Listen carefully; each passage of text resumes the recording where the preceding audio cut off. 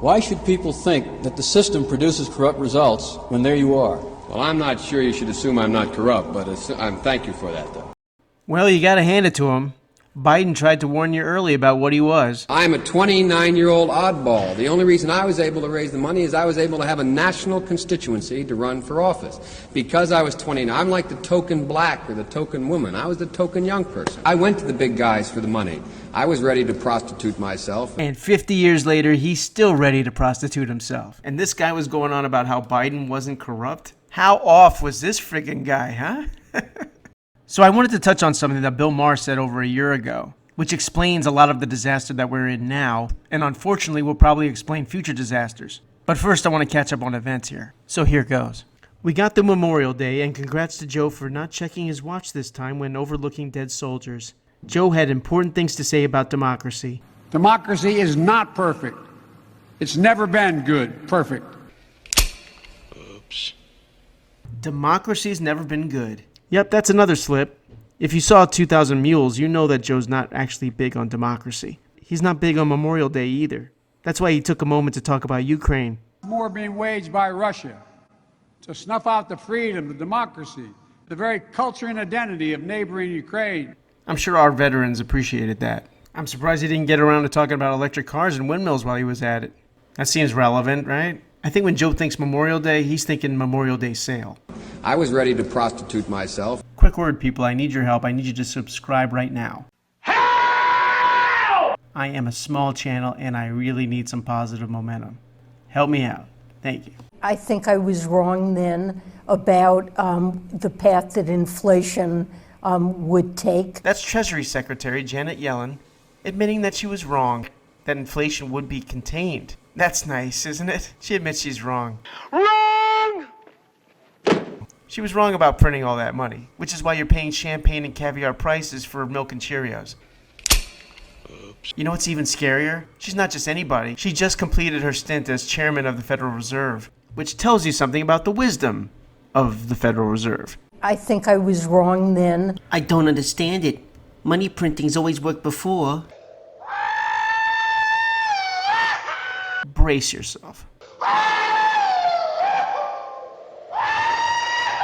Paul Pelosi was caught drinking and driving. I saw the headline, Pelosi arrested, and then I thought, oh, wrong one. His wife should be busted for drunk speaking. It's not really good to have a slurring Speaker of the House. When Paul was 16, he drove too fast and got his brother killed in a car accident. Paul didn't serve any jail time for that, so he fits right in perfectly with the Democrats. More from Pelosi territory. A school board is getting rid of the word chief because, you know, it has a connection to Native Americans, and it's all part of the "it's offensive because I say so"ism. Hey, I'm offended by the word chief. When I hear Biden described as commander-in-chief, I'm highly offended. And yet there's more from Pelosiville.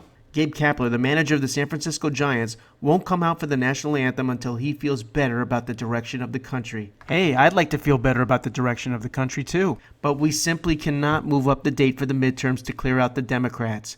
It's just not constitutional. Hey, don't worry though, the left coast isn't the only ones hogging all the insanity. We have it on the right coast too. Check out this tweet from the New York Yankees. Each year, more than 4,100 Latinx people die from gun violence in the U.S., and 13,300 are shot and wounded. That doesn't really worry me though, because I don't know what the hell Latinx is. You start adopting words like Latinx, next thing you know, you'll be like Michelle Obama using words like Womexan.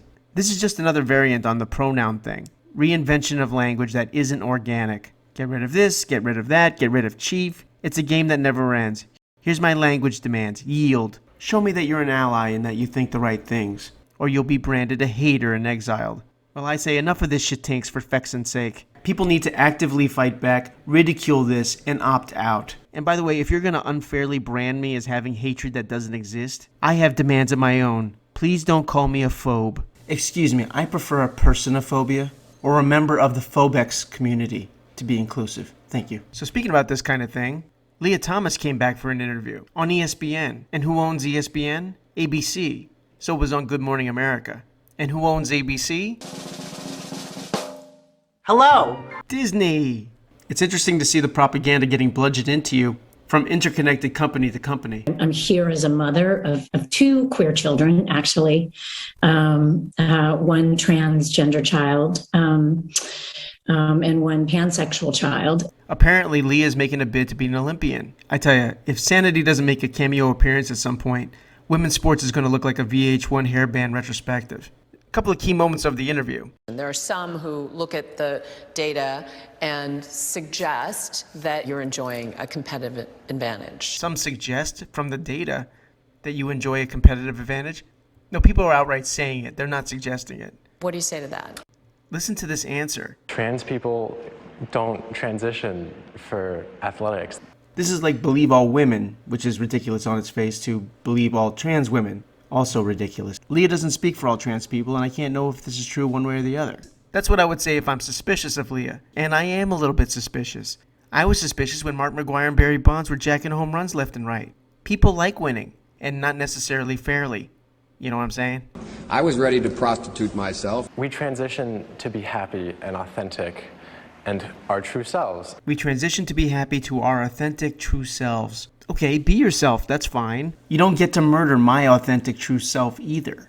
And I say, I don't believe you're an authentic woman. And I don't think authentic women should have their authentic athletic competitions hijacked. Sorry, that's the truth. And the thing about the truth? You can't handle the truth! Yeah, it's non-binary. It's unary. There's only one. I wanted to go back on comments made by Bill Maher about a Gallup poll over a year ago, asking Democrats and Republicans about the risks of COVID. This is a little long, but it's worth hearing in full. But what about liberals? You know, the high information, by the science people? In a recent Gallup survey, Democrats did much worse than Republicans in getting the right answer to the fundamental question, what are the chances that someone who gets COVID will need to be hospitalized? The answer is between 1% and 5%. 41% of Democrats thought it was over 50%. Another 28% put the chances at 20 to 49. So almost 70% of Democrats are wildly off on this key question and also have a greatly exaggerated view of the danger of COVID-2 and the mortality rate among children. All of which explains why today the states with the highest share of schools that are still closed are all blue states. When I first watched this, I thought, those wacky leftists. What are you going to do? Isn't it funny how scared they are? But now it's hit me a lot harder about what this means. This is not insignificant. In fact, it catastrophically explains everything. If most Democrats believe that you had a 20% to 60% chance of ending up in the hospital after getting COVID, from that perspective, being utterly terrified is totally reasonable. If you think you're going to the hospital, you're also probably picturing ventilators, and you're also thinking probable death. That would probably make you as nervous as a wildebeest drinking at a crocodile-infested river. And chances are you'll go along with whatever the herd is doing. But as we're starting to learn, there's a lot of dangers with going along with the herd. And that's why COVID is unlike any other political issue. We can't even fully contemplate what the costs have been. It's a bill that's probably going to well exceed $12 trillion. That we never had, by the way. Children locked away, socialization and learning stunted. Productive workers forced onto the dole. Couldn't see your family, restricted travel, restricted life. But now is the time to do what you're told. Substance abuse spikes, divorce spikes, crime spikes. The full side effects of all this can't even be calculated. With other political issues, there's a meaningful tug-of-war that takes place over doing something. Nothing on climate change or anything else has led to the instantaneous overhaul like COVID did. Because there was no tug-of-war.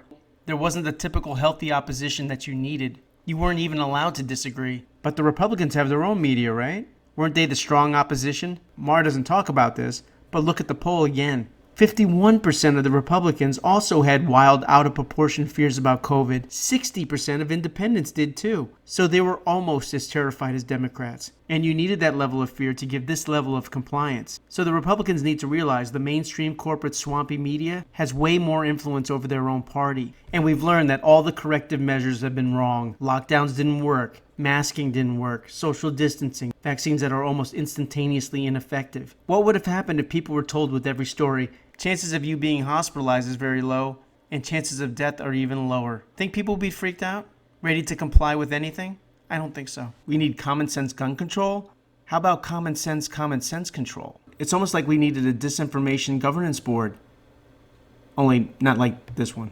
And since we very well may be facing an inflationary catastrophe, I guarantee you the government will be the last people you can trust, since they've proven to be often, well, you know. Wrong.